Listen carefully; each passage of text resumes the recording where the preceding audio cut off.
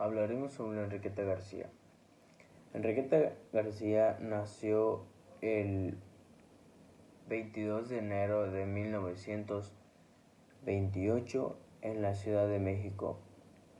Fue uno de los estudiantes de la UNAM, en donde recibió un premio de los mejores de la escuela en 1948. Él tiene bastantes estudios. También es reconocido por campos como climatología, geología o protección civil. Se tituló como ingeniero de de topografía e hidrografía, con la tesis llamada La fotografía como auxiliar de topografía.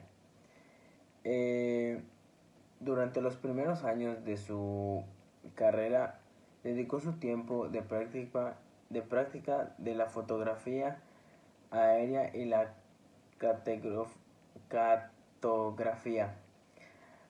Los mapas fue una de sus pasiones durante su carrera. Según Enriqueta, la división climática se realizó considerando la temperatura y la humedad. Los parámetros para determinar el clima de la zona son las temperaturas y precipitación. Los climas del mundo se dividen en 5 grupos, que son el tropical, seco, templado, continental y polar. Y les hablaré sobre el clima del mundo. Para empezar, necesitamos saber qué es el clima del mundo. El clima del mundo es un patrón de condiciones meteorológicas que prevalecen en una región durante un periodo de tiempo prolongado. Está determinada por factores como la latitud, la altitud, la distancia del mar, la topografía y las corrientes oceánicas. Como sabemos, un factor determinante es la latitud, ya que es el factor más importante del clima. Como sabemos, los climas más cálidos se encuentran en las latitudes bajas, cerca del Ecuador, mientras que los climas más fríos se encuentran en latitudes más altas, cerca de los polos. Esto se debe a que la Tierra también recibe más radiación solar de las latitudes bajas que las latitudes altas. Como otras cosas que podrían afectar el clima sería la distancia del mar, ya que esta determina el clima.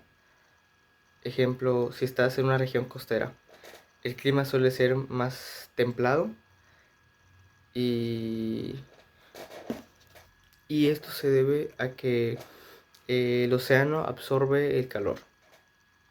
Como lo mencioné anteriormente, las corrientes oceánicas también pueden afectar el clima, ya que las corrientes cálidas transportan calor a las regiones frías, mientras que las corrientes frías transportan frío a regiones cálidas. Sobre Enriqueta y sus climas de clasificación. Al hablar sobre esto entendemos que una clasificación es algo que se agrupa y se distingue de distintas categorías, por lo cual Enriqueta utilizó un análisis de Köppen para clasificarlo a su manera en una tabla que tiene subgrupos, divisiones, para entender los climas y los comportamientos de los lugares. Por ejemplo, hay un subgrupo que podría ser semicálidos, semifríos o muy fríos. Esto es una clasificación para entender por qué actúa así la temperatura. Hay otro de húmedos, subhúmedos, semiáridos, áridos, muy áridos. Eso también es otro subgrupo que constituye a la caracterización de estos temas. Como podrán haber escuchado en el anterior clip, son muchas características de lo que se toma de una clasificación para entender en dónde puede ir el lugar, para entender sus características y poder averiguar más sobre lo que se podría decirse se compara con otras regiones, para ver diferentes perspectivas de por qué está sucediendo eso, por qué hay tantos cambios, por qué este lugar hace sí y el otro no. Esas son las características más o menos de lo que entendí de lo que hace Enriqueta. Por ejemplo, en este pequeño resumen que puedo dar del caso de Yucatán, que se encuentra en la caracterización de Enriqueta, describe que es seco estepario en el noroeste y en todo el resto. Es cálido con lluvias en verano. Entonces eso se entiende por lo de Yucatán. Ahora, ¿por qué no vamos a hablar sobre México, que también entra en la clasificación de Enriqueta? Que podría ser que México entró en la categoría de temperatura y humedad, y en el mapa representa los siguientes tipos de clima: húmedo, subhúmedo, semiárido, árido y muy árido. Se encuentra en la parte baja, por así decirlo, porque cuando encontré caracterizaciones encontré una tabla, como ya expliqué en el primer video. Y en esta tabla entra en húmedo, subhúmedo, semiárido, árido y muy árido. Y entra en el tema de la relluvia de García Enriqueta de 1990, que empezó a publicar las clasificaciones del ya mencionado científico. Los climas de México y cómo se relacionan con la geología. En México existen muchos tipos de clima, ya que México es uno de los países más megadiversos en el mundo, ya que contiene diferentes tipos de clima. Por lo tanto, podemos encontrar climas como tropical húmedo, seco o desértico, semiseco, templado, templado húmedo y templado subhúmedo. Los climas de México tienen influencia en la geología. En las zonas costeras, la cercanía al océano modera la temperatura, creando climas tropicales. En las regiones montañosas, la altitud influye mucho en las elevaciones, presentando climas templados o fríos. La cordillera neovolcánica y la Sierra Madre Oriental y Occidental bloquean corrientes húmedas, creando zonas áridas y semiáridas al norte. Los suelos volcánicos proporcionan nutrientes, afectando vegetación y agricultura. Además, la ubicación de México en las zonas de convergencia intertropical resultan en temporadas de lluvias regulares. En la interacción de geología y clima define la diversidad climática de México. ¿Cómo podemos comparar la protección civil con la geología? Bueno, la geología tiene mucho que ver con la protección civil, ya que todo centro de acción de protección civil realiza un estudio del área para ver si es seguro trabajar en ella. Por otra parte, la protección civil se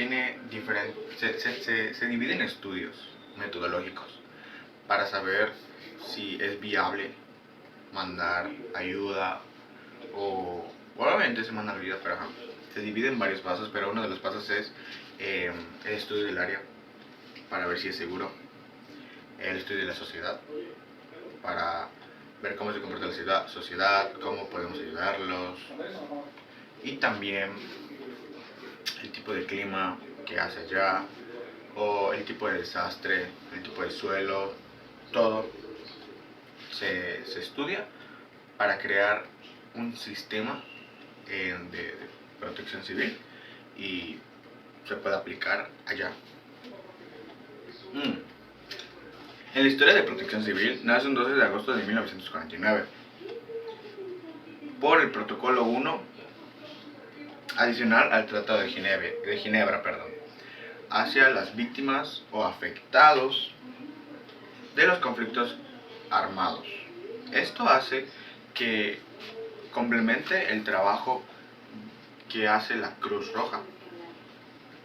También tenemos que hablar de la importancia que es la protección civil, ya que sin la protección civil no tendríamos los conocimientos de cómo estar seguros ante una situación.